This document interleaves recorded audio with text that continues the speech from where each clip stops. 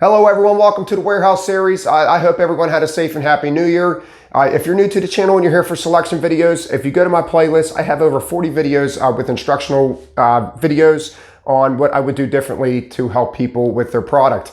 I have video of me selecting in the warehouse, and all of it's instructional video of people sending in their pictures of their product, and I just help them with what I would do differently. That's what we're going to be doing today.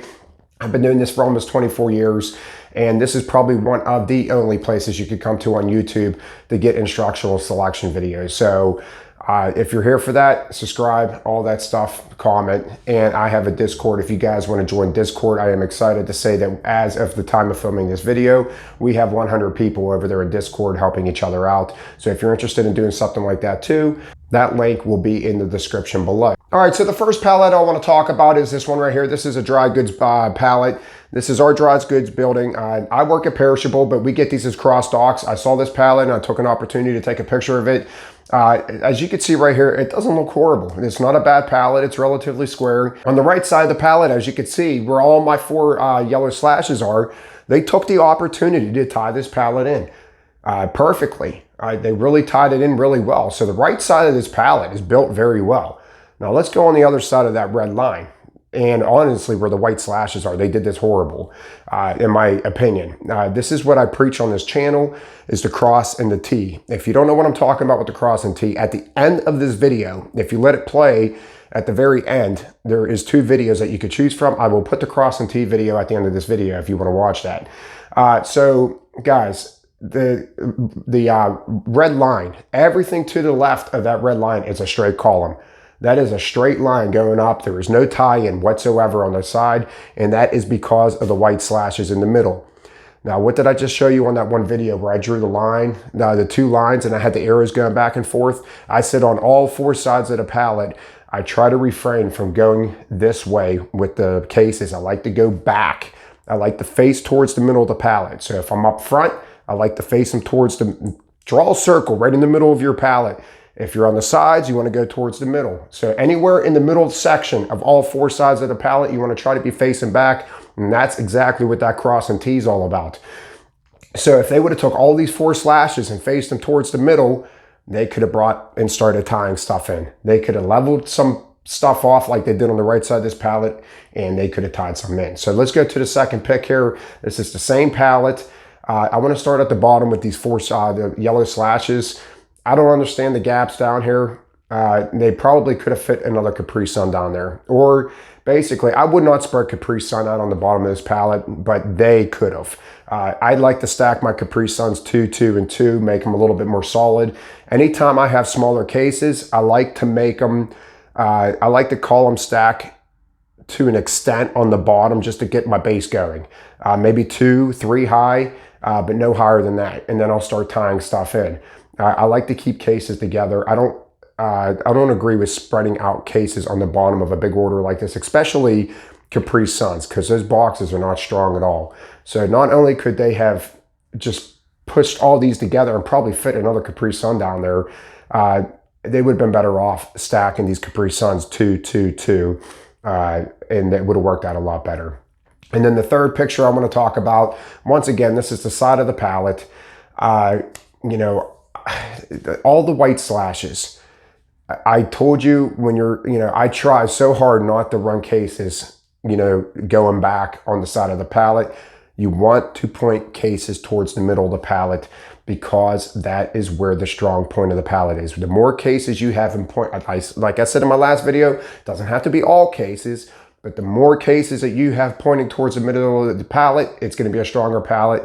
The more cases you have running the width of the pallet like this, or I should say the length of the pallet like this, you're going to have a more unstable pallet. So let's get to the next picture. All right, so the next pallet I want to talk about is also at our warehouse. This is a dairy pallet that was sitting on our dock when we came out. I don't know if this was sent back from the store or whatever, but I just took pictures of it. I wanted to go over this real quick. So down at the bottom, the orange dot, I tell you guys all the time, if you have a case that is already like buckling on the pallet that you're selecting from, it needs to go in the middle of the pallet. You do not want to have this case on the outside perimeter of your pallet in case it does this and buckles even more with the pressure on it. And Yeah, so I would have done that. And then the arrow right up, or the green line right up on top with the green dot, they didn't even center the case. And the case is like literally half on, half off. So what do you think is going to happen? And then look again. All right, we just talk about the last picture. Green arrow straight up, right in the middle section of that front of that pallet. All the cases are going this way instead of the cross and T. And then on the other side, that white box, that Fairlife, I say all the time, if you have problem case, I call that a problem case. Unless I have a large quantity of them, I will not stick them on my corner. Those Fairlife all day long are inside the middle of the pallet where the cross and T are. And that's that, guys. I mean, this pallet is very poorly built. So it's either a new person or it's a person that just don't give a crap, in my opinion. So, but not good at all. I mean, they really need to redo how they do this. And let's go to the next picture. This is the same order back pallet. Once again, when you put the second case there, when you put that on and you have a 4 or 5 inch overhang into a gap and you got all juice, what do you think is going to happen? They should have faced the bottom case inward.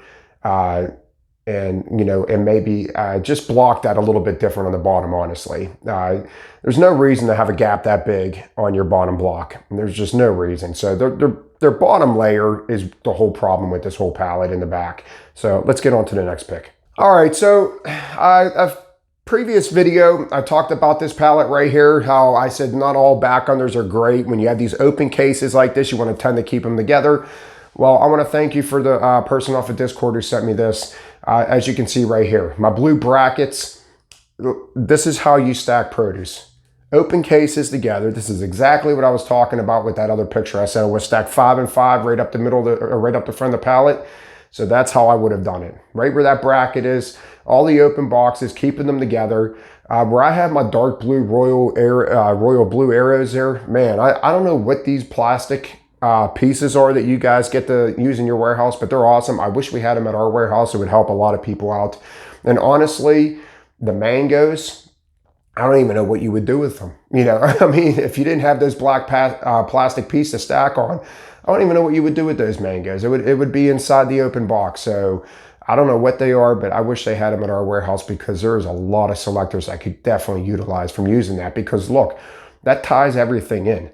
So you don't even have to, you could column stack all the way up if you have that black plastic piece to tie something in. So that's pretty cool. And the last pick I want to talk about right here is the back part of this pallet. I don't know if you did this on purpose, but that bottom pepper or whatever that is down there, the bottom white box that I have my arrow pointing to, it almost looks like you off-centered it a little bit on top of that black tote or the plastic crate down there, because you didn't want it sit directly in the case. So you off-centered it so it's maybe crossing the corner of the black thing. I don't know if you did that on purpose or if that's just the way that is, but if you did, I like the way you did that, so you're not crushing the contents inside that case. And these bags on top, we have onions like that, and these are one case that you cannot prevent from a little overhang, you know, on the pallet. They're just annoying. They're long bags.